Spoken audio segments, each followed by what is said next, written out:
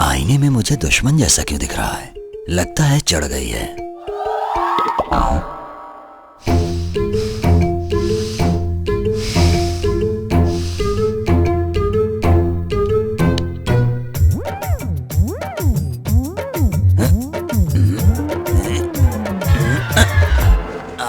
ओफो, कुछ समझ में नहीं आ रहा है। ध्यान से देखना पड़ेगा।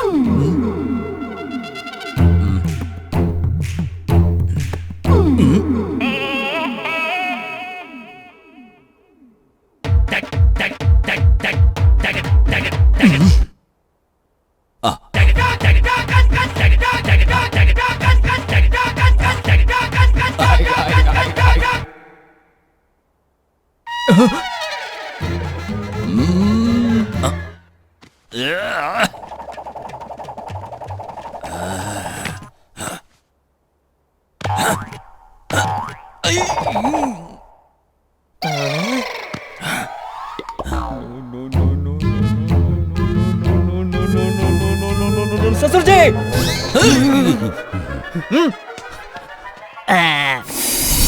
ससुर जी, पता नहीं क्या हो गया है, जिसे भी देखता हूँ मुझे उसमें अपना दुश्मन नजर आता है। मेरे साथ भी बिल्कुल ऐसा ही हो रहा दामाद जी। मुझे हमारी प्रॉब्लम समझ में आ गई ससुर जी।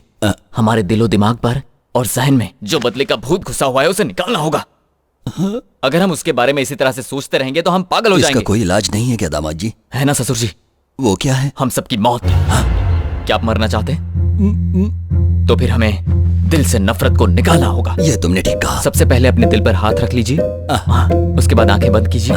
हमारी किसी से कोई दुश्मनी नहीं है।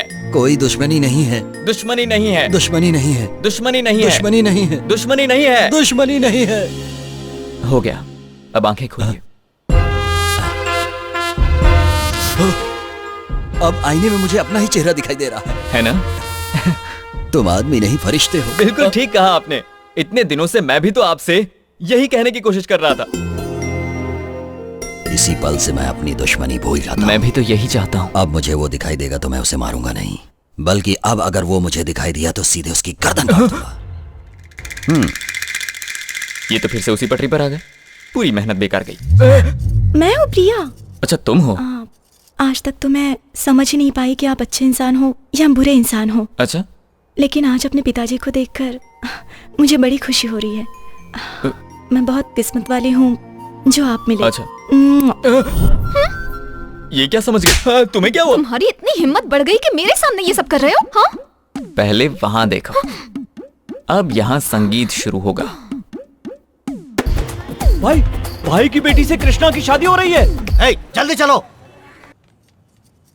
तुम जरा पकड़ना इसे। पकड़ती हूँ। क्या हो रहा है ये? सोचा था मेरी बेटी की शादी आपके बेटे के साथ होगी, लेकिन उसकी शादी तो किसी और के साथ हो रही है। आप चिंता मत कीजिए, मेरा बेटा संभाल लेगा।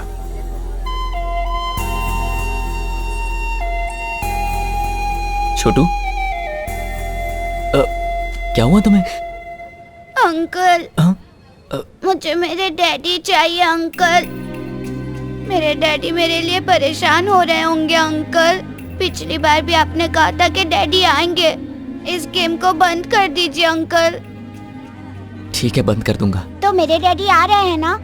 वो आ रहे हैं बेटा। Thank you uncle. My daddy is coming. My daddy is coming. ये मेरे डैडी आने वाले हैं। क्या हुआ छोटू? मेरे डैडी आ रहे हैं नाना जी, मेरे डैडी आ रहे हैं। असली डैडी? अंकल गेम खेल रहे थे, अब गेम खत्म हो गया, इसलिए मेरे डैडी आ रहे हैं। कैसा गेम? आप नहीं जानते ना, मैं दिखाता हूँ। ये है मेरे डैडी और ये मम्मी और ये गेम अंकल। डैडी का नाम क्या है? अजय कुमार। और गेम डैडी का नाम क्या है? कृष्णा प्रसाद।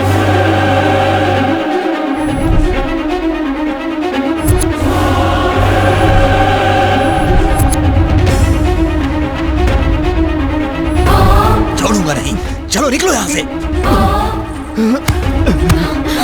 काट के टुकड़े टुकड़े कर दो इसके। सुनो बेटा, ये आदमी हमारा दामाद नहीं है। ये वही है जिसकी वजह से पिताजी की मौत हुई है, कृष्णा प्रसाद। हे भगवान, ये क्या होने जा रहा है यहाँ पर? इन लोगों की सोच बदलना इतना आसान नहीं है। मेरी बात मानो, तुम ये देश छोड़ दो। कहाँ जाऊं चाचा जी? कितने सालों से आप मेरी हिफाजत के लिए परेशान हैं। कब तक भागेंगे? आज नहीं हो पाया तो कभी नहीं होगा।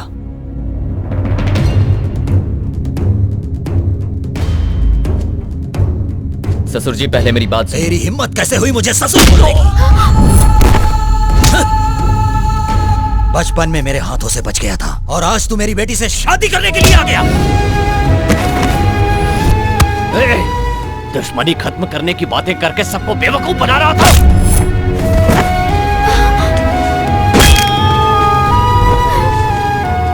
तूने क्या सोचा था देश छोड़कर चला जाएगा तो हम दुश्मनी भूल जाएंगे?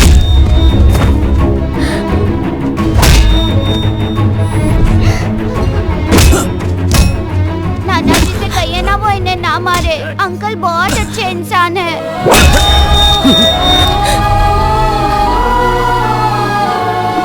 कम से कम इस बच्चे की खातिर ही सही सच बताना,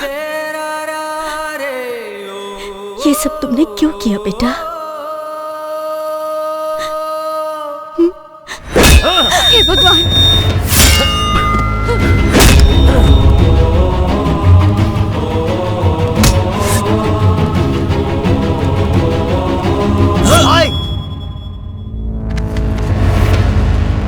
आओ छोटे आओ। इतने सालों से जिसे मारने के लिए भटक रहे थे वो आज हमारे सामने है। इसे मारकर अपना बदला लेना है।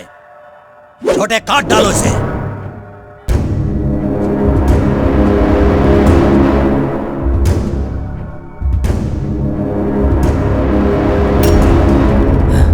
ये क्या हो गया है तुम्हें? मैं इसे नहीं मार सकता भाई। भाई, अगर ये हमें मारना चाहे ना तो यहां एक भी आदमी जिंदा नहीं बचेगा। आप इसके बारे में कुछ भी नहीं जानते। पागल हो गए हो या दिमाग खराब हो गया है? ये हमारा दुश्मन है। बेवकूफ बनाकर हमारे घर में दामाद बनकर घुस आया। दामाद जी की जान भी इसी ने ली है। ये जान लेने वालों में से नहीं है छोटे, जान देने वालों में से है। दुश्मन को मारने के चक्कर में मैंने खुद अपने ही हाथों से दामाद को मार दिया होता।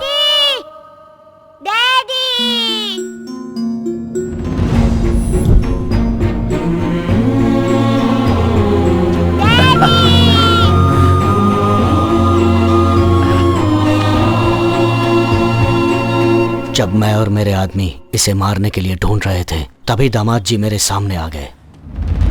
तुम? मैं आपका दामाद हूँ। दामाद हो? जानते हैं मुझे मौत के मुंह से किसने बचाया था? जिसे आप मारना चाहते हैं, कृष्णा प्रसाद ने। मेरे कोमा से बाहर आने के बाद वो मुझसे मिलने आया था। ये तो जानता हूँ कि वो गांव के जमींदार है, लेकिन दुश्मनी के बारे में नहीं जानता और दुश्मनी कैसे खत्म होगी ये भी नहीं जानता। अगर हर आदमी यही सोचता रहेगा तो दुनिया से कभी नफरत खत्म नहीं हो पाएगी। हमें इस सोच को ही बदलना होगा। अगर तुम्हारी इजाजत हो तो मैं उनका दामाद बनकर जाना चाहता हूँ। मुझे पूरा यकीन है मैं इस दुश्मनी को मिटा सकता हूँ। कहाँ गया तुम्हारा यकीन? ये लोग कभी नहीं बदलेंगे। क्या कहा था आपने कि मैं इस छोटे से बच्चे के लिए सच बोलूं? आज से 17 साल पहले मैंने एक सच बोला था। तब मैं भी एक बच्चा था आंटी। इतने सालों में आप लोगों ने किया ही क्या है? सिर्फ दुश्मनी ही तो निभाई है। तब से मेरे परिवार के लोग परेशान रहते हैं कि कहीं मुझे कुछ हो न जाए। कोई फायदा नहीं। इन सब लोगों के होने के बाद भी अनाथों की तरह रहना पड़ा मुझे। मैं चाहता था कि इसे मेरी तरह ना जीना पड़े। माँ बाप, नाना नानी सबके साथ चैन से जिए। इस पर दहशत का साया ना हो। इसे जिंदगी में कोई तकलीफ नहीं होनी चाहिए। बुराइयों से बचाकर एक अच्छा इंसान बनाना चाहता था इसे। शायद मैं गलत सोच रहा था। जब देखो सब दुश्मनी की बात करते रहते हैं और मैं आप लोगों का सबसे बड़ा दुश्मन हूं। हाँ, मैं दुश्मन हूं। आपने बिल्कुल सही कहा था चाचा जी। इंडिया सपनों में ही खूबसूरत लगता है, हकीकत उससे उलट है। अब मैं आपकी हर बात मानूंगा चाचा जी, आप जो कहेंगे करूंगा। सच में मैं वापस चला जाऊंगा।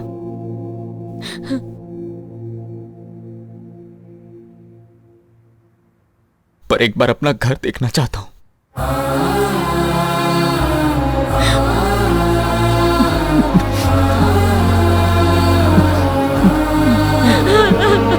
बेटा मैं तुझे कहीं नहीं जाने दूंगी, तू घर चल हमारे साथ।